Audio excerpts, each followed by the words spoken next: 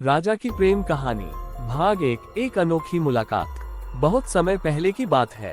एक विशाल और समृद्ध राज्य था जिसका राजा वीरेंद्र सिंह था। राजा वीरेंद्र न केवल एक शक्तिशाली योद्धा थे बल्कि अपने प्रजा के प्रति बेहद दयालु और न्यायप्रिय भी थे। उनके शासन में राज्य फल फूल रहा था, लेकिन उनके मन में एक खालीपन था, सच्चे प्रेम की तलाश। राजा का विवाह अभी तक नहीं हुआ था। कई राज्य अपनी राजकुमारियों का विवाह राजा वीरेंद्र से कराने के लिए उत्सुक थे, लेकिन राजा का मन किसी में भी नहीं रमता।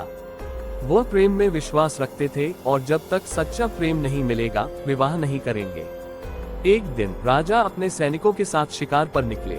घने जंगल में उनका पीछा करते हुए एक हिरण भाग निकला और राजा भी उसके पीछे पीछे चल दिए। दूर जाकर हिरण तो कहीं गायब हो गया, लेकिन राजा को सामने एक सुंदर सरोवर दिखा। उस सरोवर के किनारे बैठी एक युवती जल में कमल के फूलों को निहार रही थी। वह युवती अपूर्व सुंदरता की स्वामिनी थी। उसके लंबे घने काले बाल, बड़ी बड़ी चमकती आंखें और कोमल मुस्कान किसी भी व्यक्ति को मंत्रमुग्ध कर सकती थी। राजा ने अपने जीवन में ऐसी सुंदर स्त्री कभी नहीं देखी थी। कौन हो तुम? राजा ने पास जाकर पूछा। युवती चौंकी और धीरे से बोली, मैं एक साधारण लड़की हूँ, नाम है पद्मिनी। इस गांव में रहती हूँ। राजा उसकी सादगी और सौम्यता से प्रभावित हुए। वे उसके साथ कुछ देर बैठे और बातें की।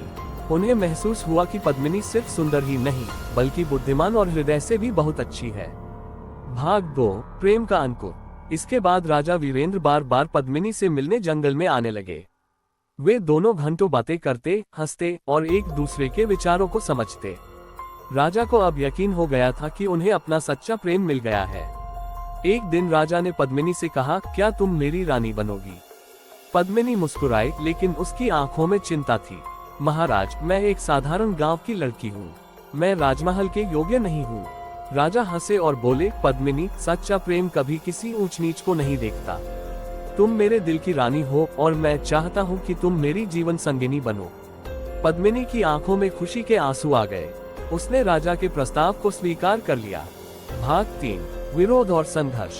लेकिन हर प्रेम कहानी इतनी सरल नहीं होती।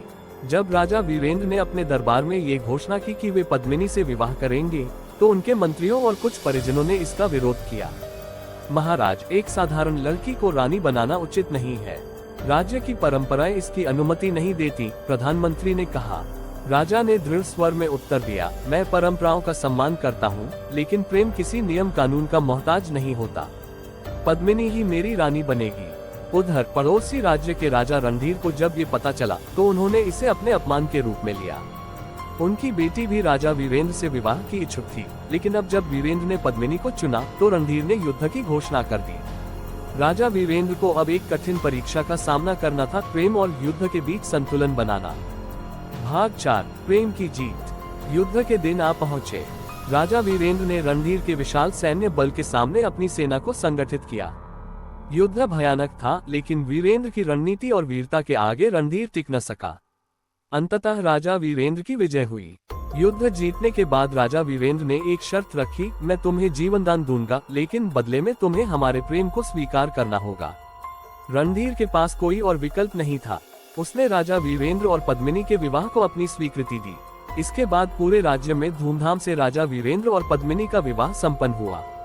पद्मिनी एक साधारण गांव की लड़की से रानी बन गई, लेकिन उसने हमेशा अपनी सादगी और प्रेम को बनाए रखा। राजा वीरेंद्र और पद्मिनी का प्रेम इतिहास में अमर हो गया। उनके प्रेम की कहानी यह सिखाती है कि सच्चा प्रेम हर बाधा को पार कर सकता है, चाहे वह समाज की रूढ़ियां हो या युद्ध का संकट।